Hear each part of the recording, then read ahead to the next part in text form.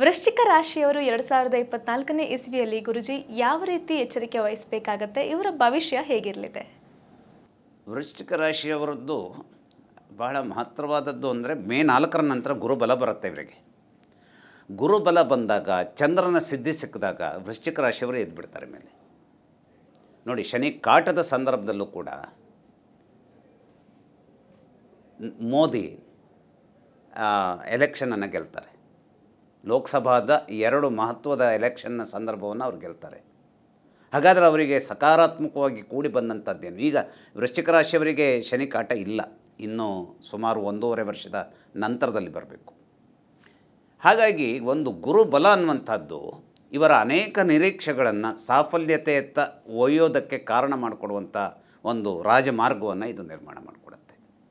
ಹಾಗೆಯೇ ಕಷ್ಟವನ್ನೇ ಕೊಡುವಂತಹದ್ದನ್ನು ತನ್ನ ಚಾಳಿಯನ್ನಾಗಿ ಮಾಡಿಕೊಂಡಂತಹ ಕೇತು ಏನಿದ್ದಾನೆ ಅವನು ಕೂಡ ವೃಶ್ಚಿಕ ರಾಶಿಯವರಿಗೆ ಒಳ್ಳೆಯದನ್ನು ಮಾಡಿಕೊಡ್ಬಹುದಾದಂಥ ಆ ಒಂದು ಸಹಾಯದ ಹಸ್ತವನ್ನು ಅವನೇನು ಮಾಡ್ತಾನೆ, ಎಕ್ಸ್ಟೆಂಡ್ ಮಾಡ್ತಾನೆ.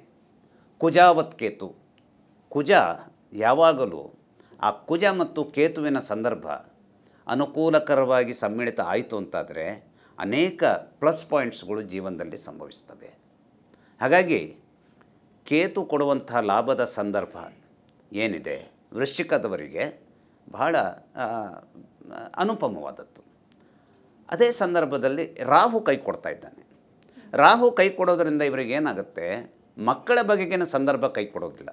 ಆ್ಯಕ್ಚುಲಿ ರಾಹು ಅವನು ಕೂತ ರೀತಿಯನ್ನು ಗಮನಿಸಿದರೆ ಮಕ್ಕಳ ಬಗೆಗೆ ತೊಂದರೆಯನ್ನು ಕೊಡಬೇಕಾದಂತಹದ್ದಕ್ಕೆ ಇದು ಭಾಳ ಹೇಳಿ ಮಾಡಿಸಿದಂಥ ಸಂದರ್ಭ. ಆದರೆ ಏನಾಗಿದೆ ಇಲ್ಲಿ, ಮಕ್ಕಳ ಮನೆ ಯಜಮಾನನಾದಂತಹ ಗುರು ಈ ರಾಶಿಯವರಿಗೆ ಮೇ 4ರ ನಂತರ ಭಾಳ ಅದ್ಭುತವಾಗಿ ಇವರಿಗೆ ವರದ ರೂಪದಲ್ಲಿ ಸಿಗೋದರಿಂದಾಗಿ ಇವರಿಗೆ ಏನಾಗುತ್ತೆ, ಮಕ್ಕಳ ವಿಚಾರದಲ್ಲಿ ಬರಬಹುದಾದಂಥ ಅನೇಕ ತೊಂದರೆಗಳು ಒಂದು ಮಾಯೆಯ ರೀತಿಯಂತೆ ಅದನ್ನು ಕಳ್ಕೊಳ್ಳೋದಕ್ಕೆ, ಆ ತೊಂದರೆಯೇ ಬರದೇ ಹೋದ ರೀತಿಯಲ್ಲಿ ಕಳ್ಕೊಳ್ಳೋದಕ್ಕೆ ಅನುಕೂಲವನ್ನು ಅದು ಮಾಡಿಕೊಡುತ್ತೆ. ಹಾಗಾಗಿ ಈ 2024 ಅದೃಷ್ಟ ಅನ್ನುವಂಥದ್ದನ್ನು ನಾವು ಮಾತಾಡ್ತೇವೆ. ಏನೋ ಒಂದು ಅದೃಷ್ಟ ಬಂತು, ಎದ್ದುಬಿಡ್ತು. ಈಗ ನಾವು ಅನೇಕ ಸಿನಿಮಾ ನಟರ ಬಗ್ಗೆ ಹೇಳ್ತೀವಿ, ಅವರಿಗೆ ಎಷ್ಟೋ ಚಿತ್ರಗಳು ಫ್ಲಾಪ್ ಆಗಿ ಸೋತಿರ್ತವೆ. ಆದರೆ ಯಾವುದೋ ಒಂದೆರಡು ಪಿಕ್ಚರು ಅವರಿಗೆ ಇನ್ನಿರದಂಥ ಒಂದು ದೊಡ್ಡ ಒಂದು ಹೆಸರನ್ನು, ಹಣವನ್ನು ತಂದು ಕೊಡುತ್ತೆ. ಆ ರೀತಿಯಲ್ಲಿ ಇಲ್ಲಿಯವರೆಗೂ ಸೋಲನ್ನೇ ಅನುಭವಿಸಿದಂಥ ಒಂದು ವೃಶ್ಚಿಕದವರಿಗೆ ಮಹತ್ತರವಾದಂಥ ಗುರು ದಶ ಇದೆ ಅಂತಾದರೆ, ಅಥವಾ ಮಹತ್ತರವಾದಂತಹ ಒಂದು ಮಂಗಳನ ದಶಾವೇ ಅಥವಾ ಚಂದ್ರನ ದಶಾವೇ ಇದೆ ಅಂತಾದರೆ ಈ ರಾಶಿಯವರಿಗೆ ಬಹಳ ಅನುಕೂಲಕರವಾದಂಥ ರೀತಿಯಲ್ಲಿ ದಿನಮಾನಗಳು ಹೋಗ್ತಾ ಇರೋದಕ್ಕೆ ದೊಡ್ಡ ರೀತಿಯ ಅವಕಾಶಗಳು, ಸಾಫಲ್ಯತೆಗಳು ಸಿಗುತ್ತವೆ.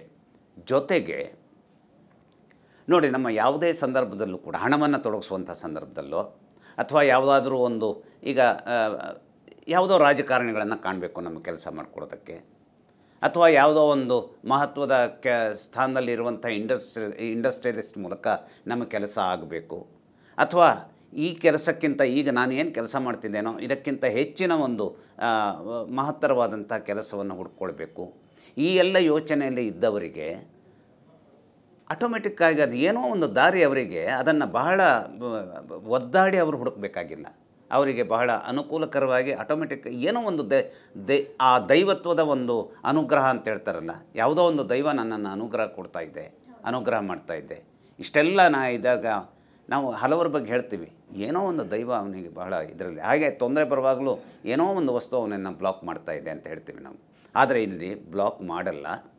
ಒಳ್ಳೆಯದಕ್ಕೆ ಮುನ್ನುಗ್ಗಬಹುದಾದಂತಹ ಶಕ್ತಿಯನ್ನು, ಮುನ್ನುಗ್ಗಬೇಕಾದಂತಹ ಶಕ್ತಿ ಪಡಬೇಕಾದ್ರೆ ನಮಗೆ ಶಕ್ತಿ ಇರಬೇಕು, ಒಂದು ಪ್ರತಿಭೆ ಇರಬೇಕು, ನಮ್ಮಲ್ಲಿ ಒಂದು ಲವಲವಿಕೆ ಇರಬೇಕು.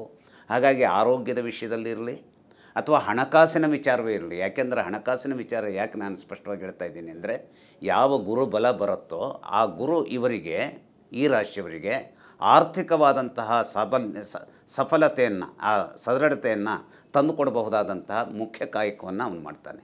ಹಾಗಾಗಿ ಗುರುಬಲವೂ ಸೇರಿಕೊಂಡಂಥ ಸಂದರ್ಭ ಈ ವರ್ಷ ಬರೋದರಿಂದ ಹಣಕಾಸಿನ ವಿಚಾರದಲ್ಲಿ ಸಂವರ್ಧನೆಯನ್ನು ಅಥವಾ ಉಳಿತಾಯದ ವಿಚಾರದಲ್ಲಿ ಯಾವುದೋ ಒಂದು ರೀತಿಯ ಅದೃಷ್ಟವನ್ನು ಅಥವಾ 25 ಲಕ್ಷ ಖರ್ಚಾಗಬೇಕಾದಂಥ ಈಗ ಯಾವುದೋ ನಾನು ನನ್ನ ಮನೆಯನ್ನು ಮಾರ್ಪಾಡು ಮಾಡಲಿಕ್ಕೆ ನನಗೊಂದು 25 ಲಕ್ಷದ ಒಂದು ಇದಿದೆ ಅಂತಂದರೆ ಯಾವುದೋ ಒಬ್ಬನ ಕಾರಣಕ್ಕಾಗಿ ಅದು ಕೇವಲ ಒಂದು 18 ಲಕ್ಷದಲ್ಲಿ ಅದನ್ನು ಮುಗಿಸಿಬಿಡ್ಬಹುದಾದಂಥ ಅದೃಷ್ಟ ಅದು ಹೇಗೆ ಒದಗಿ ಬರುತ್ತೆ ಅಂತ ಹೇಳೋದಕ್ಕೆ ಅದಕ್ಕೆ ನಾವು ಕಾರಣಗಳನ್ನು ಹೇಳಲಿಕ್ಕಾಗೋದು. ಅಂಥ ಸಂದರ್ಭದಲ್ಲಿ ಯಾರೋ ಒಬ್ಬ ಒದಗಿ ಬಂದುಬಿಡ್ತಾನೆ, ಯಾರೋ ಒಬ್ಬಳು ಒದಗಿ ಬಂದುಬಿಡ್ತಾಳೆ. ಹಾಗಾಗಿ ಸಂಪೂರ್ಣವಾದಂಥ ಅದೃಷ್ಟದ ಸಂದರ್ಭ 2024ನಲ್ಲಿ ವೃಶ್ಚಿಕದವರು ಖಂಡಿತಕ್ಕೂ ನಿರೀಕ್ಷೆ ಮಾಡಬಹುದು.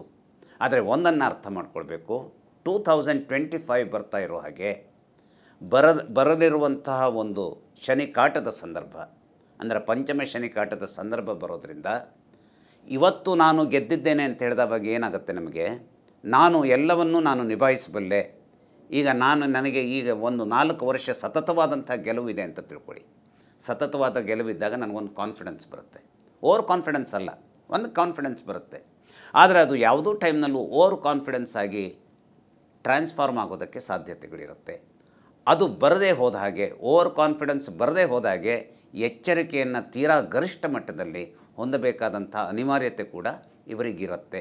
ಆದರೆ ಈ ಒಂದು 12 ತಿಂಗಳ ಕಾಲ ಖಂಡಿತವಾಗಿ ಒಳಿತಿನ ಬಗ್ಗೆ ಇವರು ಲಕ್ಷ್ಯವನ್ನು ಇಡಬಹುದು. ಹಾಗೆ ಸಾಹಸದ ಕೆಲಸದಲ್ಲಿ ತೊಡಗಿಸ್ಕೊಳ್ಬೇಕು, ಅಂದರೆ ಬಿಸ್ನೆಸ್ಸಿಗೆ ಹಣ ಹಾಕಬೇಕು, ಅಥವಾ ನಾನು ಯಾವುದೋ ಒಂದನ್ನು ಇನ್ನೂ ಒಂದಿಷ್ಟು ನನ್ನ ಕಾರ್ಯಕ್ಷೇತ್ರವನ್ನು ವಿಸ್ತರಿಸ್ಕೊಳ್ಬೇಕು.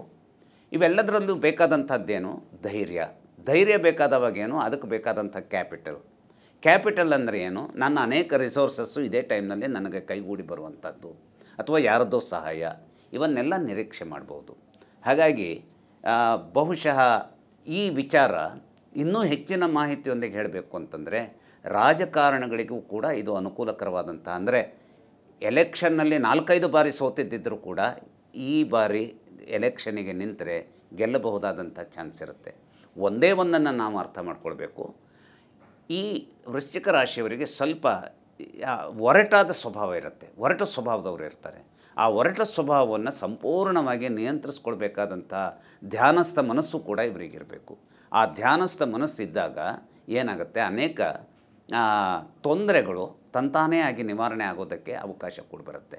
ನಾನು ಬೆಂಕಿ ಇದ್ದಲ್ಲಿ ಕಣ್ಣು ಮುಚ್ಕೊಂಡು ನಡೀತೇನೆ ಅಂತಂದರೆ ಅದರ ತೊಂದರೆಯನ್ನು ನಾನು ಎದುರಿಸಲೇಬೇಕಾಗತ್ತೆ. ಹಾಗಾಗಿ ಯಾವ ಬೆಂಕಿಯೂ ಇಲ್ಲಿ ಇರಲಿಕ್ಕೆ ಸಾಧ್ಯವೇ ಇಲ್ಲ ಅಂತ ತಿಳಿದರೂ ಕೂಡ ಏನೋ ತೊಂದರೆ ಇರಬಹುದೇನೋ ಅನ್ನುವಂತಹ ಗ್ರಹಿಕೆ, ಎಚ್ಚರ ಮತ್ತು ಅದರ ಬಗೆಗಾಗಿನ ತಾರ್ಕಿಕವಾದಂತಹ ಒಂದು ಯೋಚನೆ ಇದ್ದಲ್ಲಿ ಖಂಡಿತವಾಗಿ 2024 ಒಳಿತಿನ ದಾರಿಯತ್ತ, ಒಳಿತಿನ ಗುರಿಗಳತ್ತ, ಒಳಿತಿನ ಒಂದು ಸಾಧನೆಯತ್ತ ಇವರು ತಮ್ಮನ್ನು ತಾವು ತೊಡಗಿಸ್ಕೊಳ್ಬಹುದು. ಅಷ್ಟೇ ಅಲ್ಲ, ಜಯಶೀಲರಾಗಬಹುದು.